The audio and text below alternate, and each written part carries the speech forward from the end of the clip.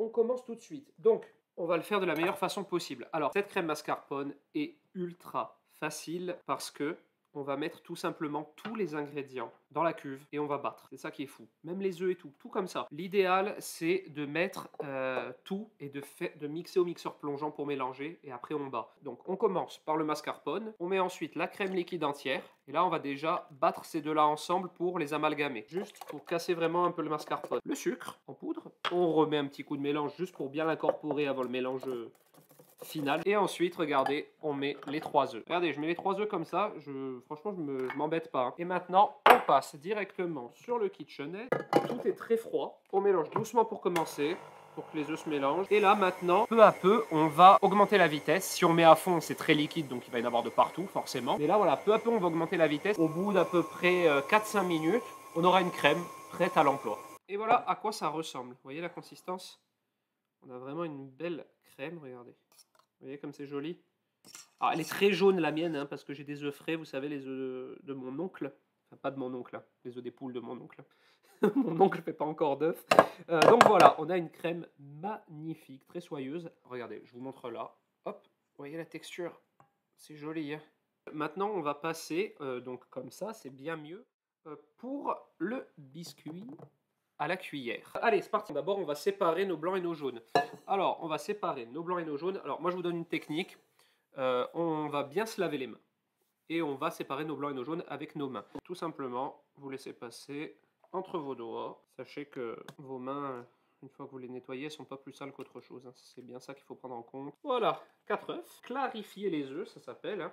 Et maintenant, ce qu'on va faire, c'est qu'on va ramener notre petit KitchenAid. Alors, regardez.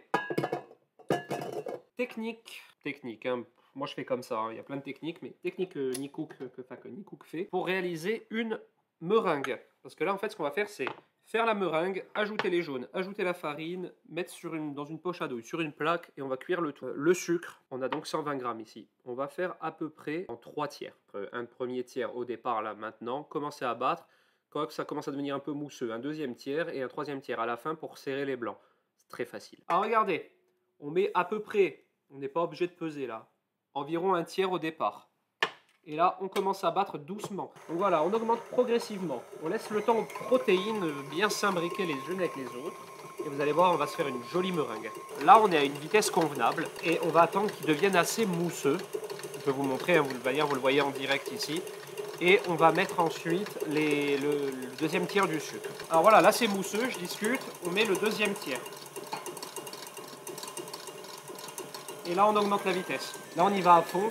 Et quand elle commence à avoir vraiment une belle texture, voilà, véritablement qu'elle commence à bien monter, on finira de tout mettre. Le fouet commence à laisser de véritables marques dans les blancs.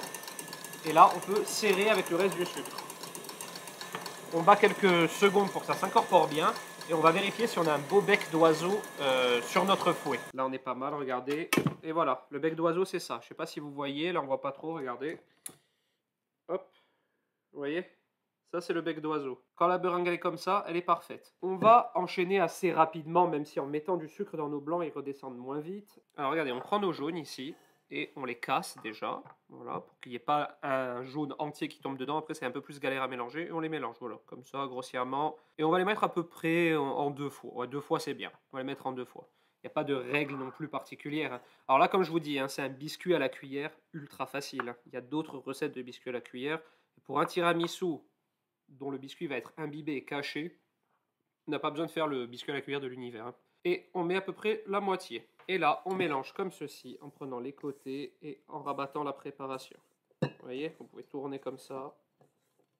Et on incorpore nos jaunes de la sorte. On met le reste. Et on incorpore. Si on mettait nos jaunes et qu'on mélangeait comme un bourrin en quelque sorte, comme on mélange une pâte à gâteau avec le fouet, eh bien on se retrouverait avec un liquide tout simplement au fond de notre cuve et on n'aurait même plus la matière pour avoir un beau biscuit. Donc c'est pour ça qu'à la spatule, comme ça, en relevant la préparation et en tournant, vous voyez, on relève et on tourne, et bien on arrive à avoir un mélange vraiment homogène. Et ensuite, on prend notre petit tamis, hop, et on met les 100 g de farine. Et là, par contre, il va falloir bien incorporer. On peut même mettre d'abord que la moitié si on ne se sent pas trop de mélanger sans le faire de grumeaux. Moi, je vais mettre la totale. Hop, mais important quand même de le tamiser pour éviter le maximum de grumeaux. Hein. Voilà, la farine par-dessus. Et là, ce qu'on fait, c'est qu'on mélange bien. Et là, forcément, la préparation va s'épaissir. Et toujours dans le but de ne pas faire retomber trop la préparation, on incorpore en tournant, comme ceci.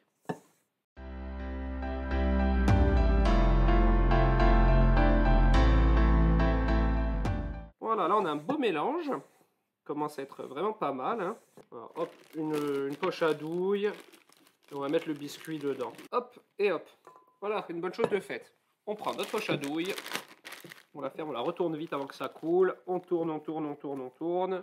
On prend la plaque sur laquelle on va cuire notre biscuit. Et ça ressemble à quoi? Ça ressemble à un ovale comme ça. Voilà, on va faire un petit... Je sais même pas ce que je fais. On va faire un petit ovale comme ça. De manière, ça va bouger à la cuisson. Hop, hop.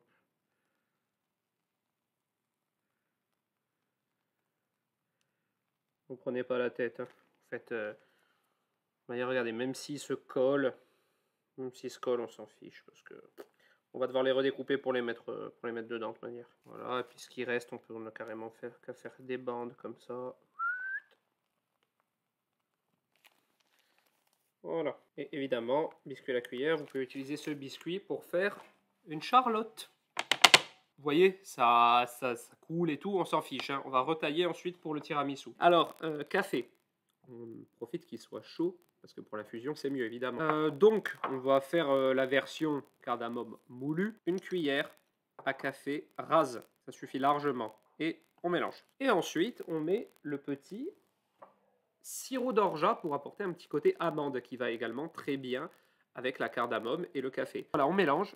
Et là, ça sent du coup l'orgeat, l'amande, l'extrait d'amande, un peu le camphre légèrement. Et ça, c'est top. Et notre sirop d'imbibage est prêt. Alors, ça donne quoi? 15 minutes, on est bien. 15 minutes, on est bien. Voilà. Donc, vous l'avez bien compris, on ne s'est pas appliqué sur le pochage, on s'en fiche, puisque de toute manière, regardez, ça rentre pas dedans. Donc, on va redécouper tranquillement, on va faire nos petites épaisseurs. Vous voyez, vous pouvez en faire deux. Hein. Vous pouvez faire deux de cette taille, franchement, voire ouais, deux faciles. Et n'hésitez pas à les faire, puisque de toute manière, c'est pas perdu. Donc voilà, on va laisser refroidir. Hop, de côté, tranquille. Mais voilà, il est parfait. Regardez, je sais pas si on peut pas s'en apercevoir, mais il est très moelleux. Et c'est exactement ce qu'on recherche. Allez, on va faire à l'œil. On s'en fiche. Voilà, à peu près comme ça. Je pense qu'en partant de là, évidemment les chutes, vous les jetez pas. Hein, vous pouvez les manger au petit déjeuner. Hein, c'est du biscuit. Hein. On jette surtout pas. Hein. Même si c'est moche, on s'en fiche. Hein. Hop. On va se faire un petit ovale comme ça. Hein. Regardez cette belle couleur. Ça, c'est vraiment les jaunes d'œufs frais. Ça donne toujours vraiment un côté très jaune. Franchement, il est magnifique ce biscuit. Attendez, je vais essayer de vous montrer comme ça. Regardez. Il est tout mousseux à souhait. Et c'est parti. Alors, on pourrait l'imbiber comme un bourrin, j'allais dire en quelque sorte, en le posant dedans. On peut le faire à la cuillère ou au pinceau. Bon, l'idéal, c'est au pinceau, mais je crois que j'en fous de partout. Alors, on prend notre sirop d'imbibage. Et évidemment, c'est un biscuit bien mousseux. Donc, vous voyez, hein, ça absorbe quasiment instantanément. Si ça tombe à côté, c'est pas grave. Au contraire, ce qu'on veut dans ces biscuits, c'est qu'ils boit au maximum. Ça qui est agréable dedans. Ouais, ça sent bon l'orgeat, ça sent légèrement la cardamome et le café évidemment. Ensuite, on récupère notre magnifique crème. En vrai, vous pouvez le faire à la poche à douille, hein, c'est plus facile. Mais regardez cette texture, elle est parfaite. Franchement, elle est parfaite.